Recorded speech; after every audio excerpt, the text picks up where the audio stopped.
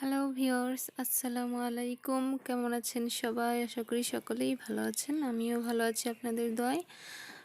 আজকে দেখতেই পাচ্ছেন মাছ, এটা হচ্ছে টাকি মাছ। তবে আজকে শোল মাছ রান্না হবে। সেটা বাড়ির সাইডের পুকুর থেকে, আমাদের নিজস্ব পুকুর থেকে নিয়ে এটা আজকে রান্না করব আলু দিয়ে শোল মাছের ঝোল বা ভুনা। যাই হোক, তবে চলুন বন্ধুরা রান্না স্টার্ট করে দিই। আজকে তো রমজানের 9ম দিন। আমি আজকে শোল মাছ রান্না করব। প্রথমে কড়াইতে আমি তেজপাতা, ফোড়ন, জিরে দিয়ে দিলাম। দেখুন বন্ধুরা, আমার চুলার জালটা কেমন উঠেছে উপরের দিকে। আমার নাড়তে কষ্ট হচ্ছে, মানে হাতে প্রচুর তাপ লাগছে। চুলায় রান্না করতে ভালোও লাগে, কষ্ট হলেও খুব ভালো লাগে, খুব তাড়াতাড়ি ঝটপট রান্না হয়ে যায়।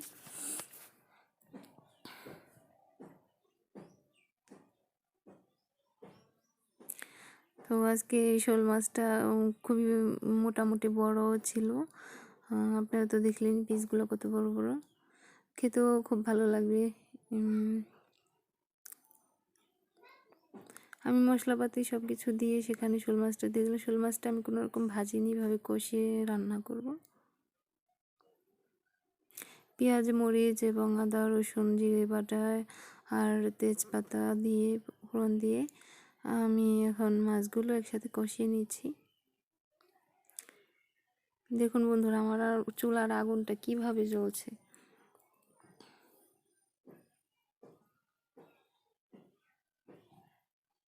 এরকমভাবে আগুন জ্বললে বেশিক্ষণ ধরে রান্না করতে হয় না, খুব তাড়াতাড়ি রান্নাটা হয়ে যায়।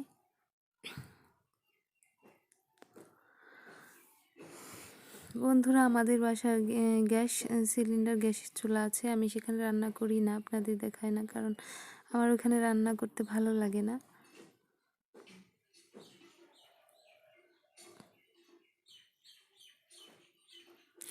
গ্রামের মানুষ, গ্রামীণ পরিবেশে বড় হওয়া, তো যেভাবে সকলে রান্নাবান্না করে আমারও সেভাবেই ভালো লাগে। তো আপনাদেরও হয়তো বা ভালো লাগবে গ্রামের এই পরিবেশগুলো।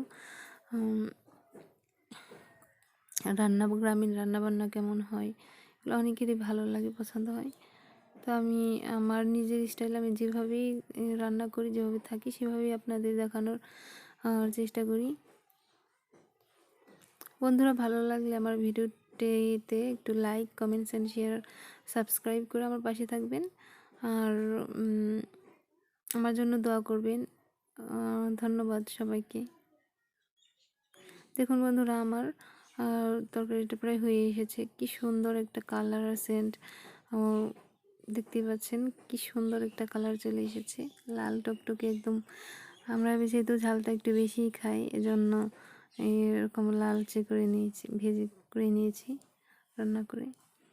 আর এখানে বেগুনিটা খুব বেশি ভালো হয়নি আজকে, তবু আপনাদের সাথে শেয়ার করলাম। বেগুনটা বড় একটা বেগুন নিয়েছিলাম, বেগুনটা ভিতরে পোকা বের হয়েছে, এজন্য ছোট ছোট হয়ে গেছে। আর আমি বাসায় বেগুনি ভাজি প্রতিদিনই, কিন্তু এখানে কোনো সোডা ব্যবহার করি না, বেকিং পাউডার ব্যবহার করলে দেখা যায়